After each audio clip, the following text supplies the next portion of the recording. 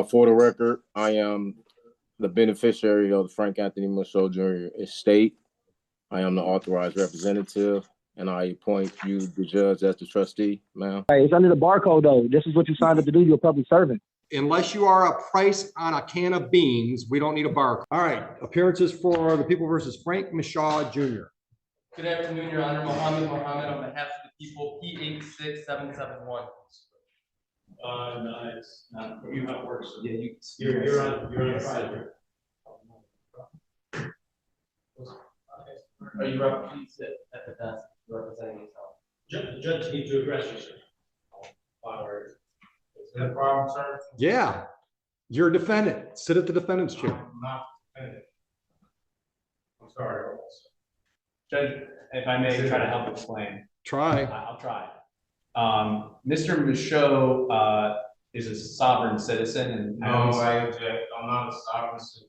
All right, sir, don't speak. I maybe am not phrasing that correctly. Don't speak until I ask you to speak. But there is a difference between Frank Michaud, or I think it is Mr. Michaud's assertion that there is a difference between the natural person, Mr. Frank Michaud, and the sort of legal entity. I don't recognize that.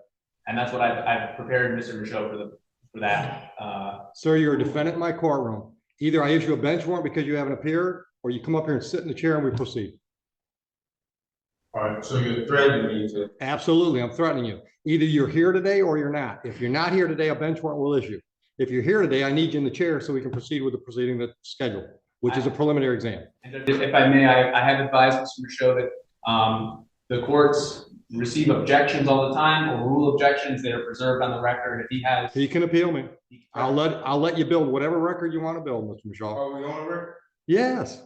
Are you on your oath to the Constitution? Hold on. What are you picking him up? That's one of the reasons I want you up here is through the microphone here. I'll speak loud. Are you picking him up? Yes. Go ahead. Are you honoring your oath to the Constitution today? Pardon me? Are you honoring your oath to the Constitution? You have an oath to the I didn't swear an oth to the Constitution. You haven't. I took an oath that said I would follow the Constitution. To not uphold the Constitution? Yes, follow the Constitution. So you are upholding an oath to the Constitution? Yes. Thank you. I accept your oath. Thank you. Okay. Now I have. Sir, get your ass in the chair or leave and I'll issue a bench warrant. You're not running the courtroom. I am. If you want to have an exam today, get your ass in the chair. That's the way it works. I reserve all my rights. I would have nothing less. I reserve all rights. Now, are you representing yourself today? I'm presenting myself. That's not what I asked you. Are you representing yourself, or is this gentleman going to be your lawyer for today's proceeding? I will be presenting myself today. may All right, so that's a no. You don't want him to represent you? No, for the record, he's not my lawyer. I don't have an attorney. I present myself. Okay. Judge, what I've recommended to Mr. Michaud is that he has a jurisdictional argument that he wants to make, and that, pending Your Honor's ruling on that jurisdictional issue, I have prepared to conduct a preliminary exam. Okay. And could be, available if he wanted to ask me to do that at the correct time. So you want to represent yourself for that jurisdictional argument, and if I rule against you, then perhaps you want him to represent you? Is that what I'm hearing? No, that's not what you're hearing. All right, so you don't want him at all under any circumstance? No, I don't need an attorney for the record. Okay. So with that being said. Well, hold on. You can stick around if you want to, but I'm not going to obligate you to stay. I understand, Judge. I'm definitely going to stay. That's fine. All right. So today, you have a jurisdictional argument you want to make? Well, I served notice. Sir, it's a yes or no. Do you have a jurisdictional argument you'd like to make today? I have a yes or no. Why are you forcing me to say answer? Because I'm running the courtroom and it's the way I want to do it. Do you have a jurisdictional argument you'd like to make today? I do, yes. Then make it. What's your jurisdictional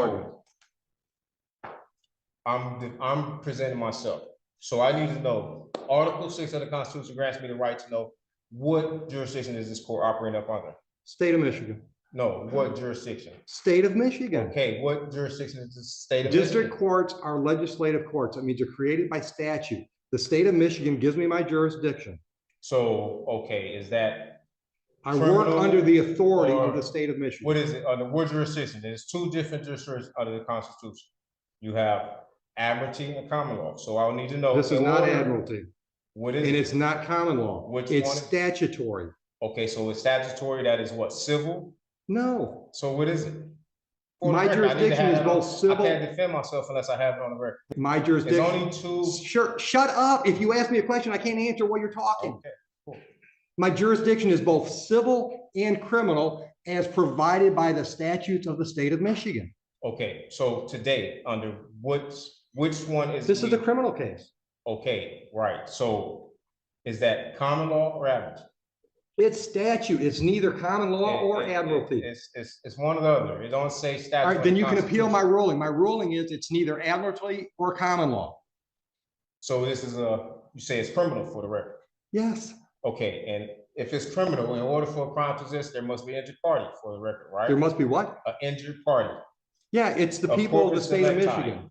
All right, so if the people of the state of Michigan, right? Where's the sworn statement?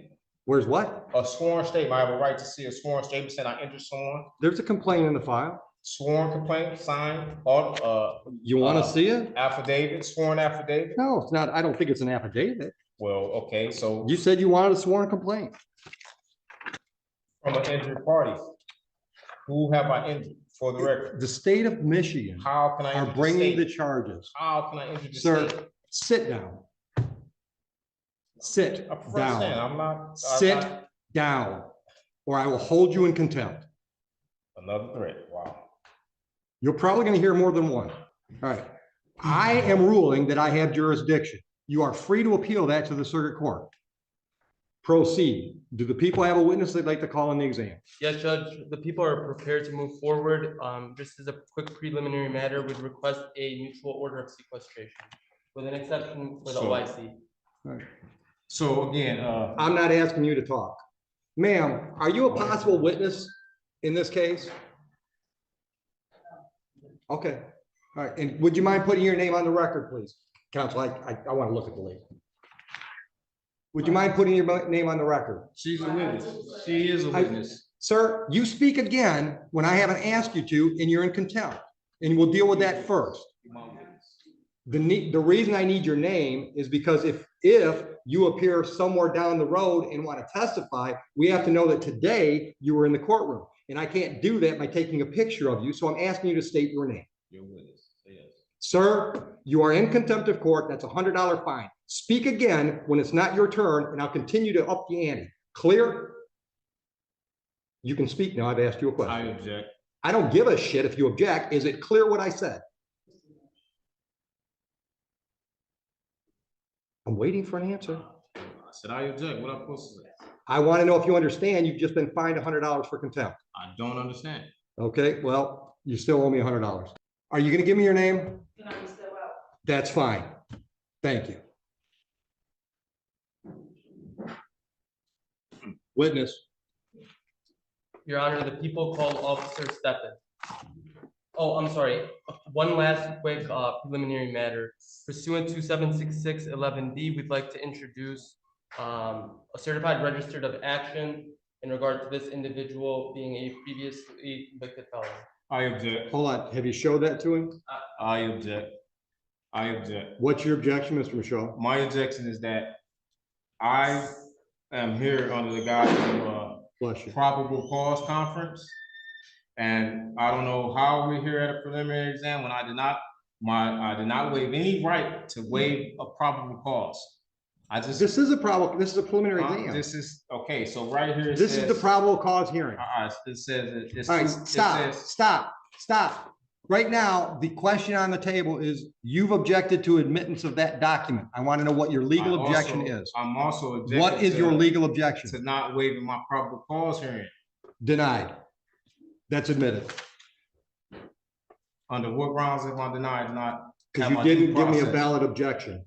I object. You can't just object. You got to explain with the valid I objection to the object evidence. that we are having a preliminary exam when I haven't had a probable cause hearing, that I did not. They're the same thing, Mr. It's Michaud. still, on this. Mr. Michaud, they're the same thing. But it's still, I have a right to a probable cause. Am I right or wrong? Sure, try. Am I right?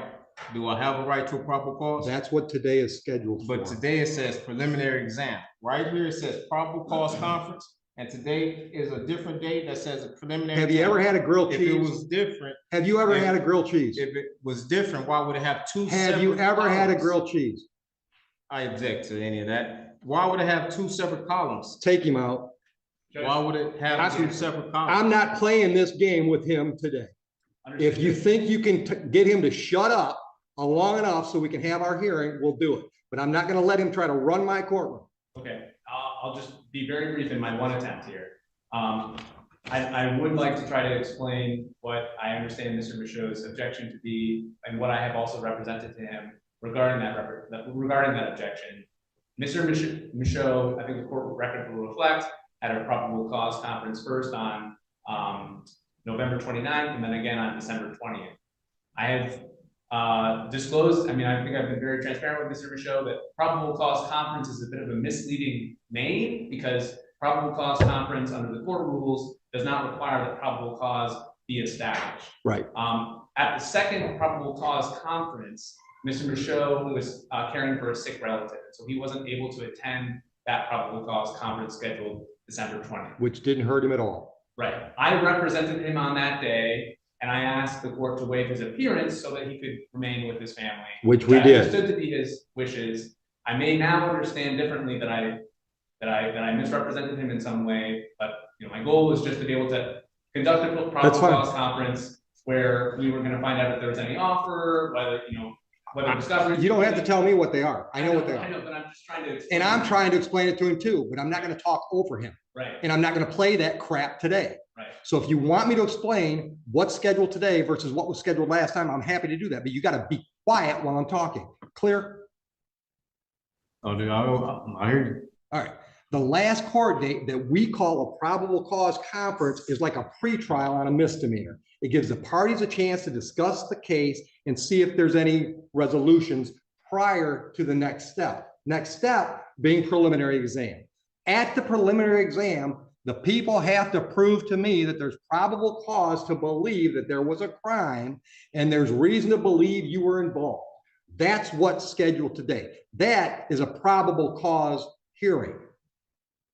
Probable cause conference is just a name that we all came up with instead of saying it's a pretrial for a felon. Do you have any questions based on that? At what point did I wait? Put me on notice about. Well, I served you notice that I requested the criminal bonding information. I requested Criminal what? bid bond. Hold on. I What? requested the bid bond, the performance bond. I have an affidavit. There is no bond. There are bonds. This is Okay, you said it's criminal. listen. You can't tell me something and then just disagree with me and think okay. listen to me, sir. I am not going to let you interrupt me. Oh, you just interrupt me. I'm in charge. I get to do shit you don't get to do. It's part of the black robe. Okay? That's just the way it works. My courtroom, I get to decide how it's run. There are no bonds required for me to do what's scheduled today. I've been doing this 25 years. I've never had a bond. You have a bond. Okay, I have a bond. Everyone I here don't- has a bond. Not in any definition I know. So let's get to the point. Do you want an exam today? No, I really want to address. Okay, so I'm not addressing any of that crap you Can got in you- front of you. well, since you say you don't have a bond, can you express that in a via affidavit so I can have a? It's on the record. Order a transcript. I'm not signing anything for you. Okay. Also, I want to also address that. I sent a affidavit of fee schedules for violation of any of my rights. There are no fee schedules. Well, I gave you notice and. Great. Then you gave me notice. Doesn't change anything. Uh, We still scheduled for an exam today. Yes, just put it on the record that I served you notice, okay? Also, I served you notice on my power of attorney. Okay, you Okay. said that. Right, and Move on. you haven't responded to that, as well as my indemnity bond, which separates me, and I have a private capacity. I am not the artificial person. I don't am not recognize a any of that. United States citizen. I am Stop, actually hold on, identifying. stop. You can put on notice what you sent the court if you want to make a record of that. But I'm telling you, I don't recognize any of that stuff you're talking about. I don't recognize that you're not really Frank Michaud. Okay, I understand that's what you're trying to argue, but I don't recognize that. Under what law could you represent or you can use or tell me that, not just from what you say, because ignorance of the law is no excuse for you or nobody else. So what you're saying just don't mean nothing. I need to have facts. Okay, well, it does mean, hold on. It does, it should mean something because. Prove it, please prove it. Can I prove what? Prove that I am not that I am the artificial person. I can prove you're Frank Michaud. Michaud. Full faith and credit. I can prove. Okay, so Hold on, you've asked me. I can prove you're Frank Michaud. You know how I can prove that? Because when I called the case and said you either come up here and be Frank Michaud or you leave, you came up here. And you proved it for me. You threatened me. But if you're not you, the threat means nothing. It doesn't mean nothing. And you're using it under color of law. Okay, listen. And plus, listen to me, Mr. Michaud. You have. I've wasted too much time with you. Yes or no? So, sir, don't argue with me. Yes or no? Are we doing a preliminary exam today? Yes or no? I object. I will address. Answer the question. I want to address other issues as well. You're in contempt of court. Put him in jail. For what? For contempt of court. I'm having. You can appeal that too. Sentence is 30 days. See you in 30 days. Object to that. That's I'm happy to hear your objection. Due process. Appeal me. That's why circuit court judges have jobs. Definitely. Take him out of here. Under color of law. I can give you more than 30 days. John, ask the wife to come in so he can see his property go to his wife.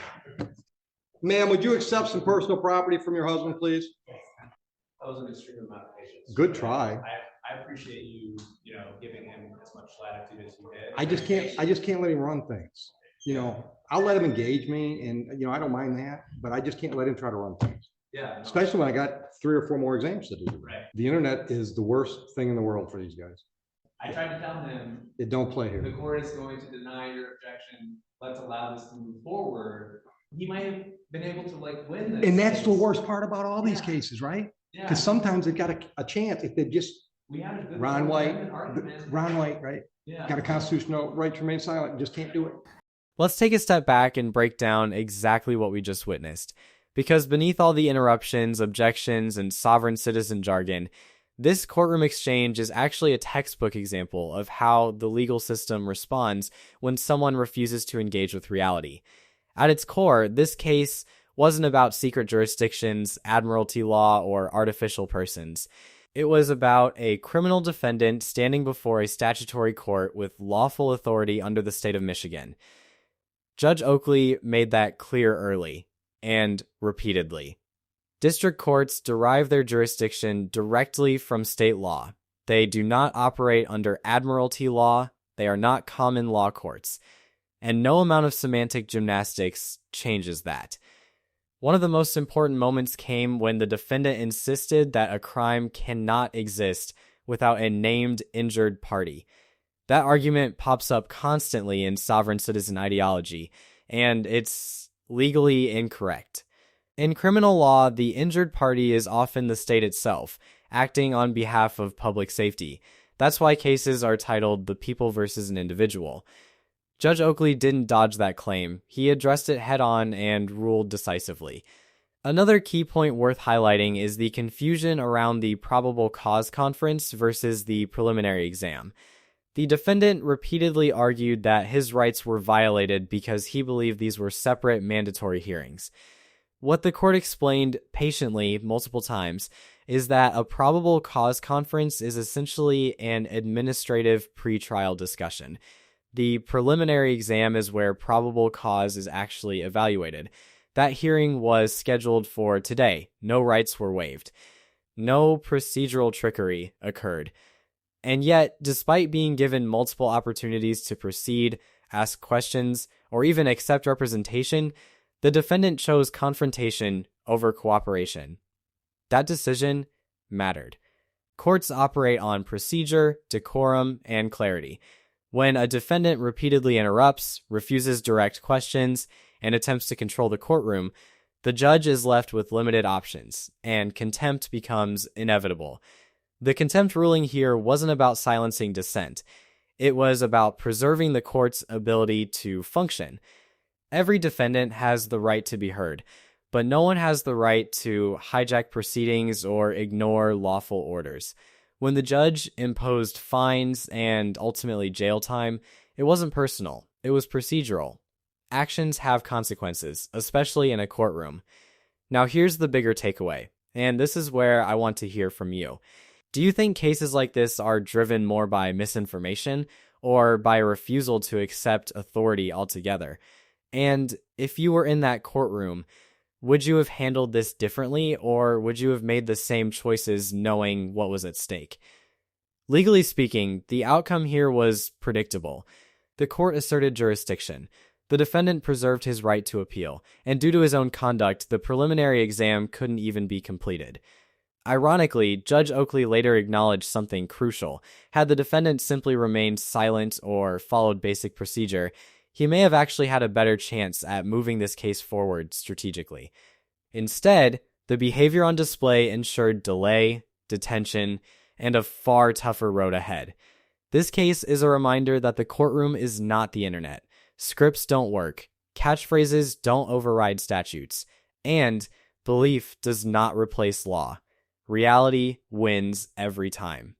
And now, I want to hear from you, because these cases spark strong opinions. If you found this case as shocking as we did, make sure to hit that like button, share your thoughts in the comments, and don't forget to subscribe for more jaw-dropping courtroom breakdowns. Trust me, you won't want to miss what happens next.